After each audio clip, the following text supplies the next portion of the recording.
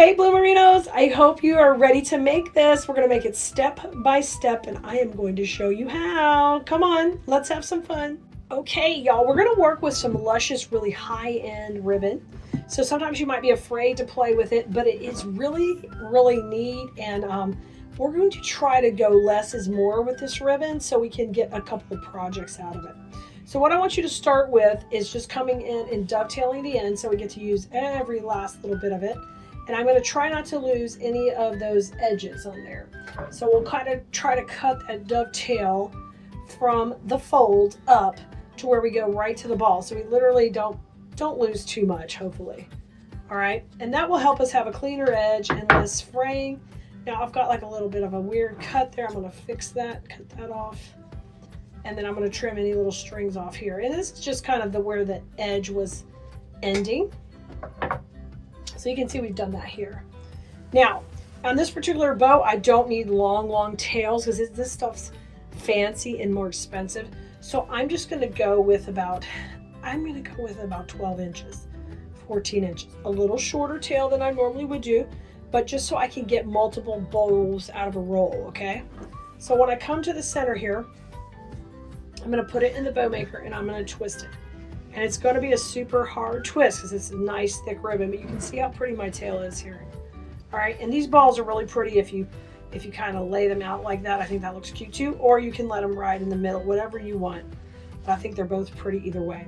We're going to keep this really simple. I'm going to come in with a loop here that is at 6 inches. We don't have to have it really big, okay? And I'm not going to make it super loopy, so I can get a nice bit of a twist here. I'm even going to pull it out of the dowels a little and then push it back in so I get a nice twist. Because those balls make it a little tight in that middle portion, okay? Now come on the other side. And we're going 6 over here too. Let these guys come out. And if you have any strings, like there's a little bit of string here, you're going to trim that off right now so we don't see that. Now I want you to come and just press that down into your scrunch and watch that. So it's a really pretty center there. And now I'm going to bring this other side down and we're going to cut this tail to match. So just go straight across, going in between my little ballios, and you might lose that bottom one, but then there should be a knot to where that one won't come off. But if you want to be sure you're going to catch those, and we don't want to lose any, I'm going to just put a little dot of glue here at the bottom. Just using my little dowel with some glue on it, and then I just touch that right there so that way I don't worry about these coming off later. I'm just gluing that ball down, okay? Maybe don't glue your finger to it. And I'll double check these we had on the other side too, just in case those dudes want to come loose. Not today. Press that down and let's do this side too. A little bit of a string there. There we go. It might be hard to see on camera, but I'm just gluing that last ball down so they don't come off. All right, let's dovetail this side. That's the cutest thing. You don't want to lose the balls.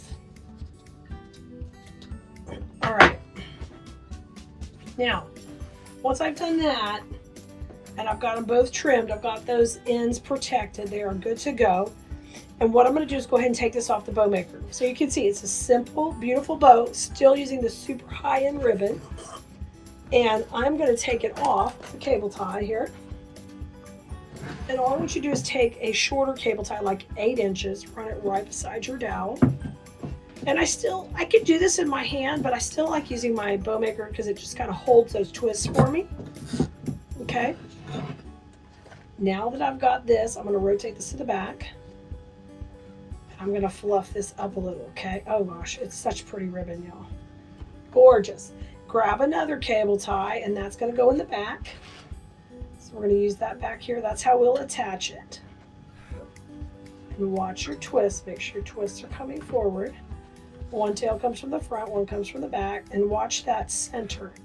Now go ahead, once you're happy, get it tight. Fluff that out, and now we're going to trim off the pokey part That's happy to see you. Trim that dude off. Now, my last step is covering the center. And depending what kind of look you're going for, you can cover it with all different things. But because I'm going to be using this on a wreath that has like a natural vibe, even a nautical vibe, I'm going to take and use some jute in the center. So we used all these beautiful like tones of the sea or by the ocean, all these beautiful colors. I'm going to take this natural jute and we're going to take and fold it on itself and go down the middle. If you wanted to pull out one of the other colors in here, and the neat thing is this matches this tan on the edge here. So all of that matches the tan with the white on there. And now I'm pulling that out in the middle. But if you wanted to pull out the pink or the green, or use it more like a really festive,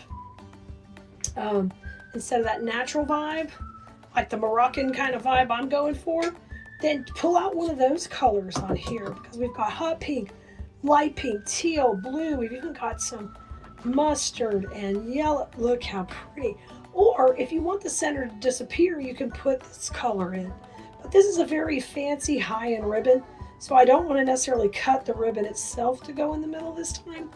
I want to use something that complements it, right, to keep my cost down. And now out of this very fancy ribbon, I can get several bows. And I just love how this one turned out. And the recipe for this one is just a 1. It's a 1, so you're just doing 1 loop on either side. Super easy, Bloomerinos. All right, I hope you like this one. If you want to see the project we use this in, just let us know. We'll have a link here for you. And I can't wait to see you next time. Bye, everybody.